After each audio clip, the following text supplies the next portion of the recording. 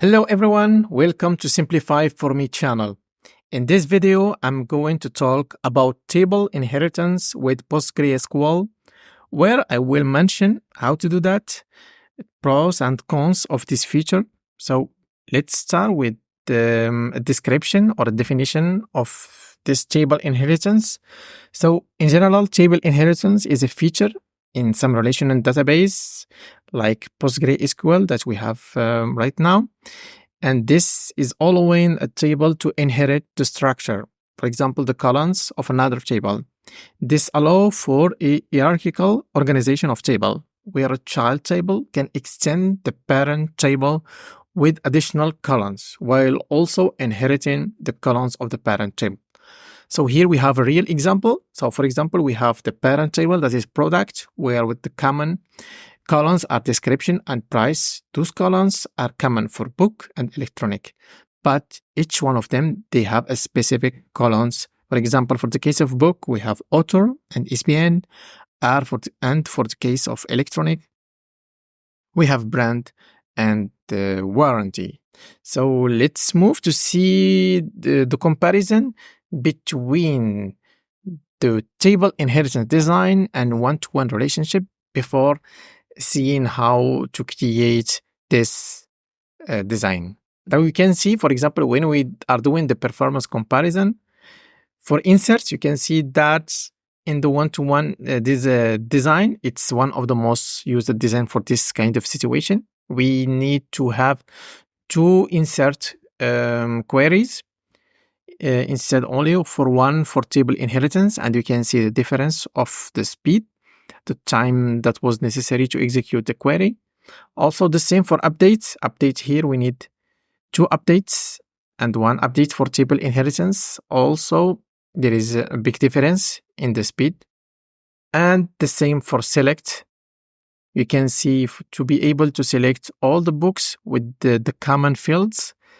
Here we need a join, but in table inheritance, we don't need any join, and you can see the big difference of time. And let's see also in terms of disk space. So for the same amount of rows, so comparing to one-to-one, we are going to have 147 megabytes, but with table inheritance, it's only 90 megabytes. That means 40% less disk space. So let's move to create an example of table inheritance. I have already prepared the queries necessary to create those tables. So right now I'm going to explain them to you. So first of all, this is the parent table where we have a normal ID and two common columns, for example, name, products, and price. So here there is nothing new related to that, but we can see all the magic is on the child books, so child tables. So in the table books, you can see that to be able to inherit the indexes, we need to add this, like with the name of the parent table, including index.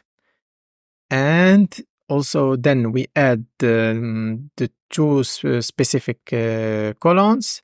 And at the end, it's mandatory to add inherits like that with the name of the parent table, and the same for the other table electronics.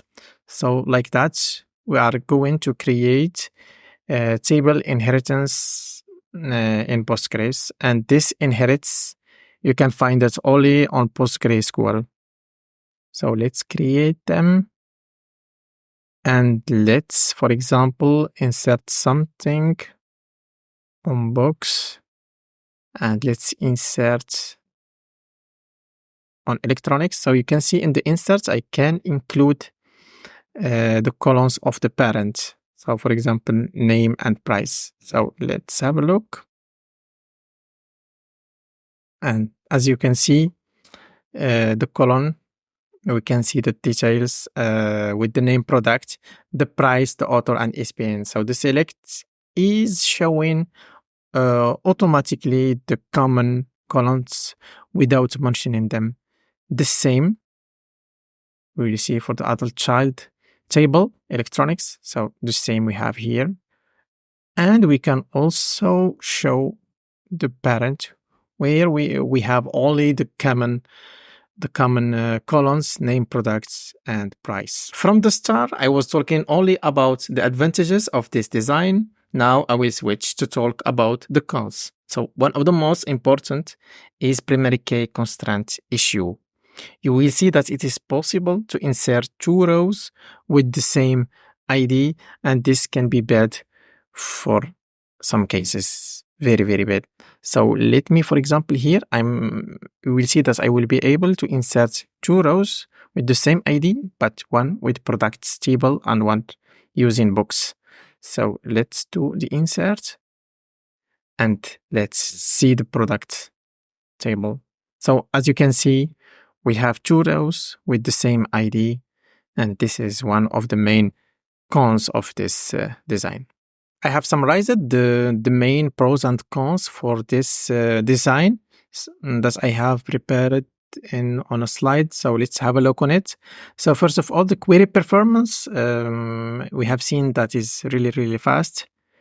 Also, the simple query syntax. So in most cases, instead of doing two queries, we have only one query. And also the select one, we are able to show all the columns with only the child table without any join with the parent table. Also, we have less disk space with the inheritance PostgreSQL, but there is some issues, some cons.